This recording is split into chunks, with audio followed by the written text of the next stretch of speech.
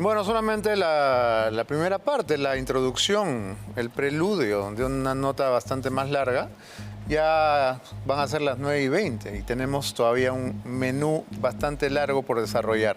Están aquí en nuestros estudios Adriana Tudela y Fernán Altuve, que son miembros de la plancha presidencial de Avanza País, junto con el general Williams. Buenas noches. Gracias por estar en el programa. Hola Adriana. Hola Fernán.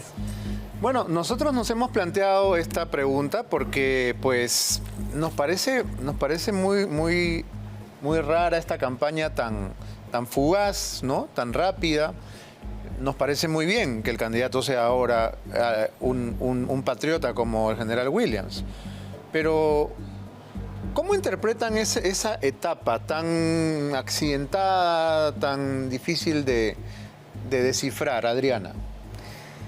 Bueno, yo creo que la salida de Philip de Avanza se ha dado de manera bastante orgánica. Creo que es evidente que él estaba reconsiderando la candidatura y que tal vez estaba poniendo en primer lugar su carrera periodística por encima de la candidatura presidencial.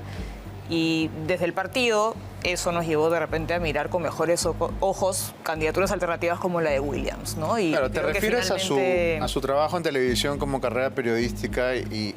Sí. Y él dice siempre que no es periodista, cosa que los periodistas le agradecemos. La verdad es que nunca se le vio como candidato porque, a ver, no había llevado a gente a la lista, no tenía un grupo de asesores, no tenía un plan de gobierno, era más bien reacio a interactuar con los electores, con la gente, que es lo que un candidato hace cada vez que viaja, sino que más bien era un poco arisco y un poco lejano con la población. ¿Por qué no quisiste ser su vicepresidenta, Adriana? Bueno, esa decisión en realidad fue una decisión que respondió a la estrategia que teníamos de campaña junto con el partido, ¿no? Creo que Philip era un candidato que tenía un montón de reconocimiento a nivel nacional y sobre todo en Lima. Reconocimiento como, digamos, personaje famoso. Claro, y por eso, digamos, en conversaciones con el partido decidimos que lo mejor era que yo aportara desde la campaña en Lima como candidata número 1 a la Cámara de Diputados. Y luego de que Philip da un paso al costado y entra el general Williams, que desde mi punto de vista es un excelente candidato, pero que tal vez no goza del mismo reconocimiento que Philip, se tuvo que replantear por completo la estrategia de la campaña y es ahí donde entro yo a la plancha, ¿no? Pero mi decisión no ha sido, digamos, una decisión basada en temas personales, sino de estrategia política. Ahora, Fernán, el ser conocido no es garantía de nada, ¿verdad? Porque, vamos a ver, un personaje muy querido por los peruanos, como es el cómico Carlos Álvarez, está tercero en las encuestas, ¿no? Parece que tuviera una posición expectante, pero ¿hasta qué punto es necesario que el candidato sea alguien famoso? ¿O hasta qué punto es un problema? Bueno, a ver, la gran pregunta es si la popularidad se puede convertir en intención de voto, ¿no? Eso pasó en los años 60 con una figura muy querida en la televisión como fue Augusto Ferrando, que fue convocado por varios partidos y en el momento en el cual fue él convocado parecía como que iba a lograr un éxito electoral y mantuvo un programa durante 35 años con el cariño de la gente, pero el afecto televisivo y mediático no se convirtió en intención de voto. Y eso hay que tenerlo presente porque si no, todas las figuras mediáticas serían políticos. Y eso no ocurrió. Salvo Susy Díaz, son pocos los que han conseguido hacer ese crossover, ¿no? No, ha habido periodistas que también lo han logrado llegando al Congreso, etcétera. No, claro, Iberico, Lombardi. Claro, pero también es cierto que eso pone fin a tu carrera de comunicador, de periodista, en términos generales.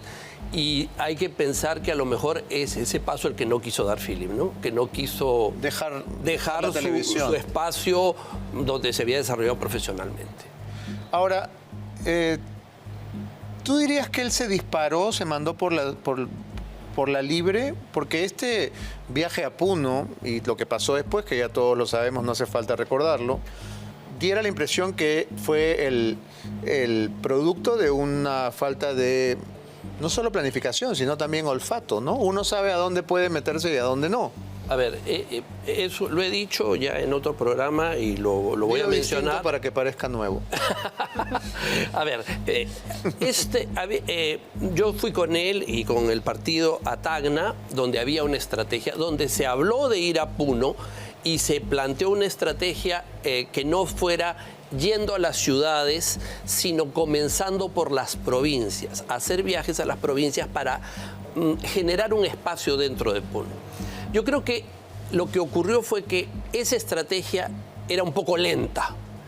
Y al ser un poco lenta, él necesitó hacerlo más rápido y no lo quiso hacer por la vía de la organización del partido, sino por la vía del comunicador mediático.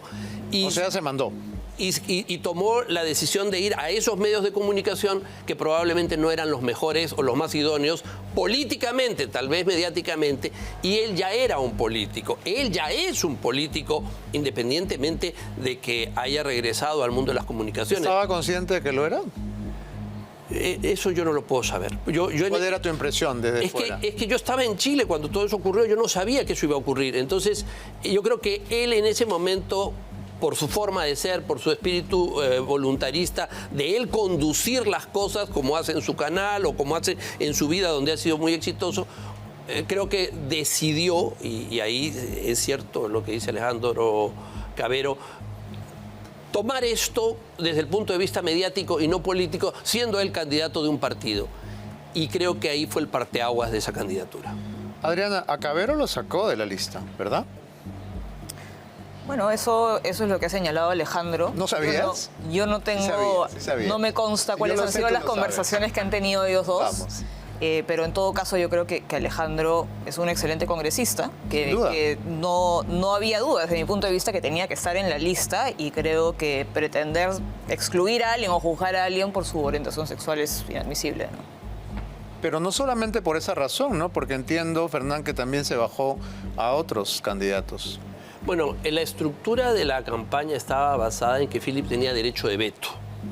O sea, se diseñó una campaña sui generis. Es gracioso que Félix tenga derecho de veto. Claro, y pero veto no. Bueno, pero lo cierto ¿Pero es solamente vetó a Cavero o también a Ángel Delgado? Hubo otras personas. Ángel no lo vetó, sino que lo bajó. Parece que no se pusieron de acuerdo en la ubicación, pero digamos... El número, digamos. En la ubicación en la lista, y Ángel obviamente fue una persona que contribuyó a la campaña desde el primer momento, ¿no? Hubo otras personas a las cuales Philip le parecía que eran inadecuadas y tiene todo el legítimo derecho, pero esa era la fórmula que se escogió y que se aceptó. El partido proponía y el candidato observaba si no le parecía que debía ir en un lugar o que no debía ir en ningún lugar. Entonces, Alejandro Cavero es vetado por Batters y luego, cuando se baja a Delgado, queda una vacante que ocupa Cavero. El número 8 tengo entendido que es la posición que Ángel Delgado declinó. O sea que si Ángel no hubiera declinado, Cavero hubiera quedado fuera. No sé si había otras ubicaciones para invitados, porque Alejandro Cavero está en condición de invitado siendo militante del partido. ¿Cómo es eso? Claro, tú puedes integrar la lista por elección en primarias o también puede ser ubicado como designado por el partido. Entonces, a pesar de ser militante. Por supuesto, los militantes pueden ubicarse en una posición distinta o ser separados de la elección para ser designados de manera directa. Ya, vamos a cambiar ese titular, por favor, porque parece que el señor 1% fuera Altuve. No, por favor. O yo. Así que pongamos cualquier otra cosa. Vamos a sacar esa etiqueta. Adriana, ¿cuánto daño crees tú que le podría haber hecho el incidente de Puno a las posibilidades electorales de Avanza País? Yo la verdad creo que el incidente de Puno fue claramente una emboscada. O sea, una emboscada planificada, ¿no? Que sí se pudo haber evitado, pero no creo que... ¿Perdón? Si se hacían las cosas coordinadamente con el partido. Si hubiese sido tal vez un poco más organizados, sí. No creo que ese episodio hubiese definido el destino de Avanza País en lo absoluto.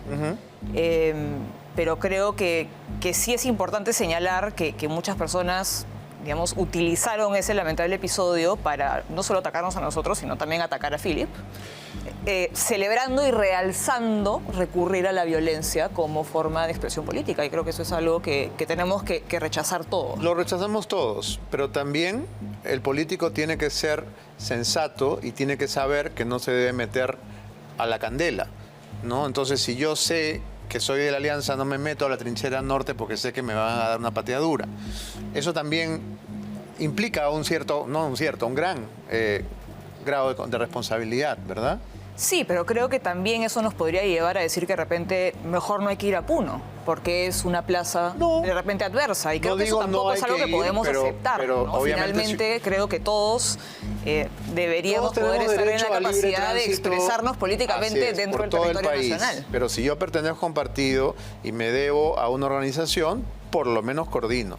Ah, por supuesto. Más coordinación y precaución, eso nadie lo niega. Pero claro, decir que no hay que ir a Puno, creo que sí. Pudo haber sido un suicidio, ¿no? Pudo haber terminado muy mal. Afortunadamente, creo que él tuvo el apoyo, Fernán, de la policía, ¿no? Sí, y un militante del partido, que fue el coronel Liendo, fue el que tuvo la oportunidad de coordinar para que esto saliera bastante bien dentro de lo malo que era. Y de ahí yo siempre lo he dicho en otras oportunidades, también yo creo que hay, por mi parte, yo hago una autocrítica como organización, porque una vez que se produjeron estos hechos, que como bien dice Adriana, fueron una emboscada, se produjo la situación de la caída de Dina Boluarte. Y nosotros no hicimos una lectura adecuada de cuál era la gravedad de la situación. O sea, el problema de la caída de Dina Boluarte no nos permitió ver cuán grave era la situación. Y cuando pasaron los días y ya se pudo hacer el análisis, pues lamentablemente yo creo que la situación se había agravado más de lo que habíamos pensado. O sea, yo creo que eso hay que analizarlo y ser objetivo, ¿no? ¿Batters renuncia o lo renuncian? Pues eso yo no te puedo decir, porque afortunadamente yo he tenido la satisfacción de que las dos partes me hayan excluido de participar en sus conversaciones. ¿Por qué eras amigo de una parte? Porque soy amigo de Philip, sigo siendo amigo de Philip, y porque yo había ingresado al partido antes de Philip, yo lo había presentado con Aldo Borrero, como dice tu reportaje, y yo tenía un conflicto de intereses y de vínculos personales muy grande. Aldo Borrero no me comentó las conversaciones, Philip me comentaba muy poco y se llevaron a cabo por el secretario general del partido. ¿Y no te molestó que te reemplazara en la candidatura? Porque tú eras el candidato, vas, presentas a un amigo y tu amigo se queda con el cargo. A ver. Es como, oye, ¿qué pasó? A ver. Yo no era el candidato, yo era un potencial candidato, como podía haber muchos, pero yo conversé con él y yo acepté que él era una persona más popular y conversamos de que él podía tener la primera opción. Y volvemos a la popularidad. Melcochita es más popular que Batters. Bueno. Sí, pues. No se dio ninguna circunstancia para que Melcochita fuera candidato. No se les ocurrió. Pero lo que te quiero decir es que él sí tenía un interés político de verdad. Sí lo ha tenido. Ha dicho en Expreso que lo sigue teniendo, ¿no? Bueno, que es una especie de sueño pendiente. Bueno, está bien, me parece bien, es legítimo. Yo te digo, creo que él sigue siendo un político, a pesar de que en este momento ya haya dejado de estar participando en este momento. Él había ido a Junín con el Partido Aprista antes de eso. O sea, él estaba buscando, él consideraba que era una oportunidad, y yo creo que en ese momento se consideró que él tenía una oportunidad.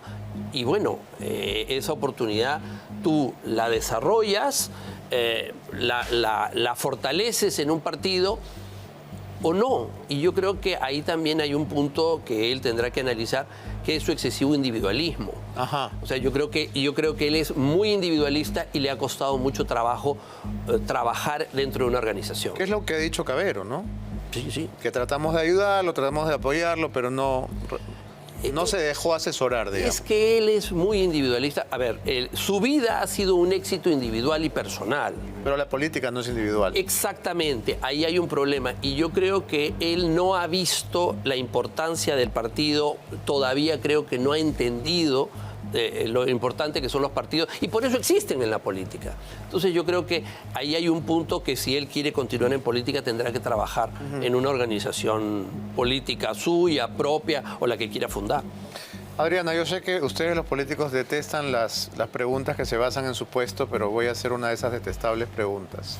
¿Qué hubiera pasado si Philip no renunciaba y pasaba el 23 de diciembre, que era la fecha límite, y renunciaba después? ¿Se acababa Avanza País? Bueno, hubiésemos tenido ¿Implosionaba el que... partido? No, pero ¿No? hubiésemos ¿Qué hubiera tenido que pasado? hacer una campaña parlamentaria. Ah, no O sea, hubieran podido prescindir tener de candidato presidencial y hacer una campaña exclusivamente para la Cámara de Diputados y para el Senado. Eso hubiese sido el escenario. Hubiese sido un golpe duro, ¿no? Porque evidentemente la locomotora es el candidato presidencial. Sí, hubiese sido definitivamente un reto más difícil. Para terminar, Fernán, ¿qué hará tu candidato ahora para remontar este bache, ¿no? Vamos a llamarlo así. A ver, yo creo que nosotros tenemos un gran candidato. Un hombre que es un héroe que defendió a su país en el CENEPA. Creo que es un héroe que rescató a gente que estaba retenida, que era rehén de una agresión injusta del terrorismo. Y que el día 7 de diciembre del año 22, cuando parecía que el Perú se desmoronaba ante una dictadura que nos perseguía a los que estamos acá y a muchas otras personas, tuvo la entereza de conducir un proceso complicado, que no es ideal, pero que nos ha permitido tener una situación mejor de la que teníamos. Entonces yo creo que tiene una trayectoria extraordinaria. Conocerlo más es apostar por una candidatura seria, patriótica y con futuro. Me piden que vaya terminando, pero una última para Adriana. Un cambio a la fuerza suena como un eslogan un poquito autoritario. Y el color verde olivo que visten en los spots también ha inquietado a algunos. ¿Quieres desarrollar estas dos ideas publicitarias? Bueno, yo creo que hay ciertas susceptibilidades de parte de grupos que creen que la autoridad es equivalente al autoritarismo. Y son grupos además que por lo general atacan el Estado de Derecho, Estado de Derecho que no puede existir sin principio de autoridad. Y yo creo que el general Williams es una persona que a lo largo de su carrera militar ha tomado decisiones cruciales para restablecer el orden y el Estado de Derecho, ¿no? Él es el que captura a Antauro en el Andaigualazo, ha sido jefe del Comando Conjunto, ha peleado en la guerra del CENEPA, ha liderado militarmente la operación Chavín de Huántar y además desde el Congreso ha también tomado decisiones que han sido cruciales para lograr la vacancia de Pedro Castillo cuando da el golpe de Estado. Entonces, todas estas decisiones que han sido parte de nuestra historia contemporánea y que han sido decisiones muy importantes, lo que tienen en común es que se ha restablecido el Estado de Derecho.